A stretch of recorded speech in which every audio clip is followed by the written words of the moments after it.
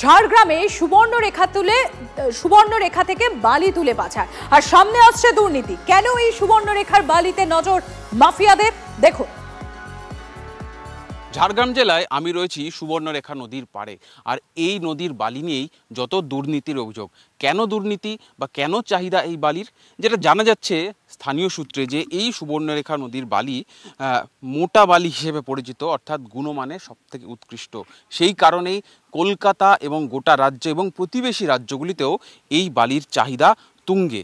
সারা বছরের মধ্যে 9 মাস এই নদী থেকে বালি তোলা যায়, অর্থাৎ সরকার টেন্ডার ইস্যু করে, টেন্ডারে অংশগ্রহণ করে যে কোনো একটি বেসরকারি সংস্থা, যারা দায়িত্ব পায় তারা এখান থেকে বালি তুলতে পারে, এবং সেই বালি তোলার জন্য প্রত্যেক দিন বালি তোলার একটি অনুমতিপত্র বা সিও ইস্যু হয়, এবং সেই সিও থেকেই হচ্ছে জালিয়াতি। যেটা স্থানীয় সূত্রে জানা যাচ্ছে যে ওই যে অনুমতিপত্র, সেই অনুমতিপত্র জাল করা হয়।